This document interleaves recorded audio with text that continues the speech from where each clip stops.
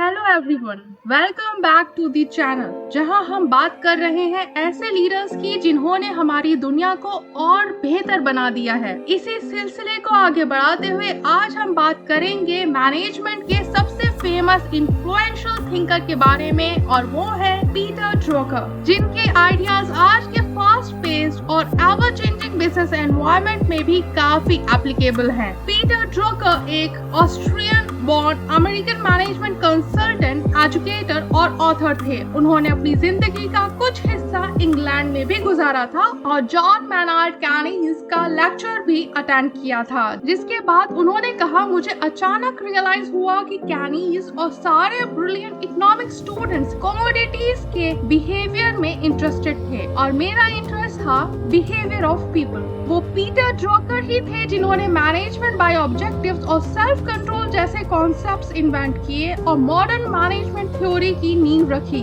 जिसकी वजह से बिजनेस वर्ल्ड ट्रांसफॉर्म हो गया। यही वजह है कि आज लोग उन्हें फादर ऑफ मॉडर्न मैनेजमेंट के नाम से जानते हैं। तो चलिए बात करते हैं पीटर ड्रकर के 7 की प्रिंसिपल्स की, जिन्होंने बिजनेस को काफी ज्यादा प्रैक्टिकल और आसान बना दिया है। सबसे पहले management by objectives. Peter Drucker ने ये टर्म 1954 में अपनी book the practice of management के जरिए इंट्रोड्यूस की। मैनेजमेंट बाय ऑब्जेक्टिव्स में बेसिकली ऑर्गेनाइजेशनल मिशन और विजन के अकॉर्डिंगली ऑर्गेनाइजेशनल ऑब्जेक्टिव्स सेट किए जाते हैं, जिसके बेसिस पर की रिजल्ट एरियाज जैसे profitability, market standing, innovation, productivity etcetera identify किए जाते हैं। इसके बाद एम्प्लॉयज को ऑर्गेनाइजेशनल ऑब्जेक्टिव्स के बारे में इन्फॉर्म किया जाता है ताकि सारे एम्प्लॉयज अपने रोल्स और रिस्पॉन्सिबिलिटीज को अच्छी तरह समझ लें। फिर मैनेजर और एम्प्लॉय मिलकर एम्प्लॉय के लिए क्लियर और मेजरेबल गोल्स सेट करते हैं ताकि सारे एम्प्लॉयज के गोल्स ऑर्गेनाइजेशनल गोल्स से अलाइन हो और सब मिलकर एक ही ऑब्जेक्टिव के लिए काम करें। इससे जहां हर एम्प्लॉय की प्रोडक्टिविटी एनहांस होती है, वहीं अकाउंटेबिलिटी भी बनी रहती है और हाई परफॉर्मर्स को रिवॉर्ड दिया जाता है। इस तरह एम्प्लॉयज को डिसीजन मेकिंग में इन्वॉल्व करने से वो समझ पाते हैं कि उनसे बेसिकली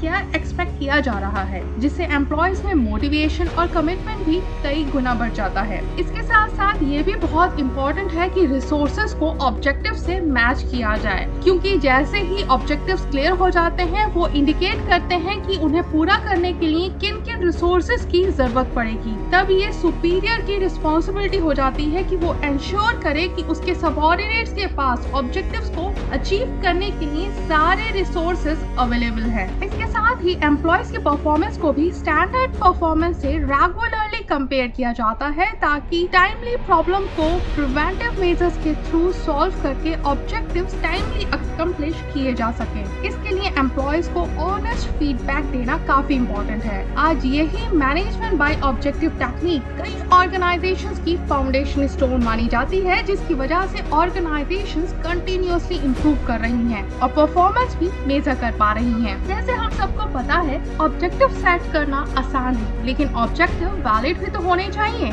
इस प्रॉब्लम का सॉल्यूशन भी पीटर ड्रकर के प्रिंसिपल्स में ही हमें मिल जाता है। पीटर ड्रकर ने मैनेजर्स को रिकमेंड किया था कि जो भी एम्बियो गोल्स को इम्प्लीमेंट करे वो स्मार्ट मेथड का यूज जरूर करके अपने ऑब्जेक्टिव्स को वेरीफाई कर ले, जिसमें S stands for specific in aim, M stands for measurable ताकि प्रोग्रेस ट्रैक हो सके, A stands for assignable यानी गोल्स स्पेसिफिक पर्सन को असाइन किए जा सके, R stands for realistic ताकि रियलिस्टिक गोल्स अचीव हो सके, and T stands for time ताकि गोल्स टाइमली अकम्प्लिश हो सके। पीटर ड्रकर ने हमेशा डिसेंट्रलाइजेशन पर जोर दिया ताकि मैनेजर्स कुछ टास्क एम्प्लॉयज को डेलीगेट करके कोर ऑपरेशंस पर फोकस कर सकें। अपनी एक book concept of the corporation 1946 में डिसेंट्रलाइजेशन का जिक्र करते हुए पीटर ड्रकर ने कहा कि डिसेंट्रलाइजेशन एक अच्छी चीज है जहां छोटी छोटी टीम्स बनाई जाती हैं ताकि लोगों को एहसास हो सके कि वो भी कुछ इम्पोर्टेंट कंट्रीब्यूट कर सकते हैं।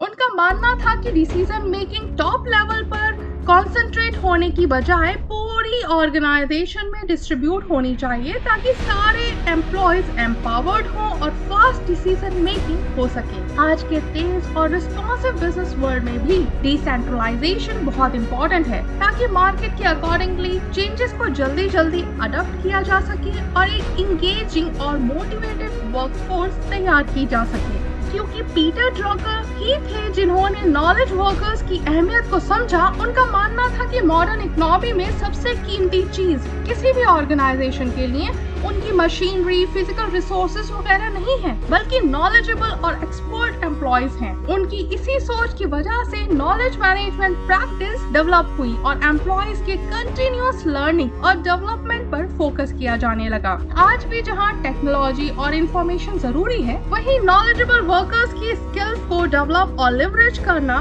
सबसे ज्यादा इम्पोर्टेंट माना जाता है। साथ ही पीटर ड्रकर का कहना था कि अगर बिजनेस को सर्वाइव करना है तो उन्हें इनोवेट और अडॉप्ट करना ही होगा।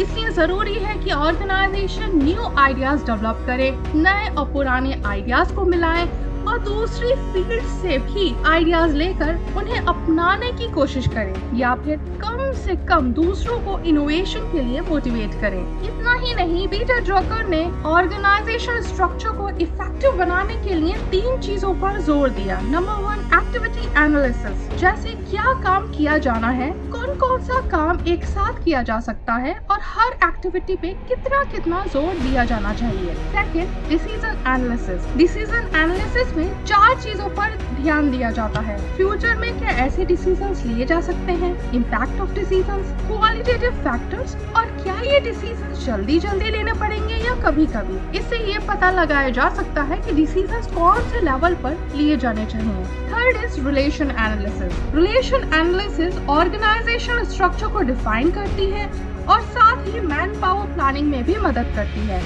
साथ ही पीटर ड्रकर ने कॉर्पोरेट सोशल रिस्पॉन्सिबिलिटी और ऑर्गेनाइजेशनल चेंज पर भी काफी जोर दिया, जो आज भी बिजनेस ऑर्गेनाइजेशन की कामयाबी के लिए बहुत इम्पोर्टेंट है। अब चलते चलते कुछ बोनस टिप्स भी लेते जाइए। पीटर ड्रकर के अकॉर्डिंगली एनर्जी और रिसोर्सेज का बेस्ट यूटिलाइजेशन करने के लिए 5 मोस्ट इम्पोर्टेंट क्वेश्चंस जो हर एग्जीक्यूटिव को अपने बिजनेस के बारे में जरूर पूछने चाहिए। फर्स्ट, आपका मिशन क्या है? मिशन स्टेटमेंट ये नहीं बताता कि आप क्या करते हैं, बल्कि वो ये बताता है कि जो आप करते हैं वो क्यों करते हैं। Second, who are your customers?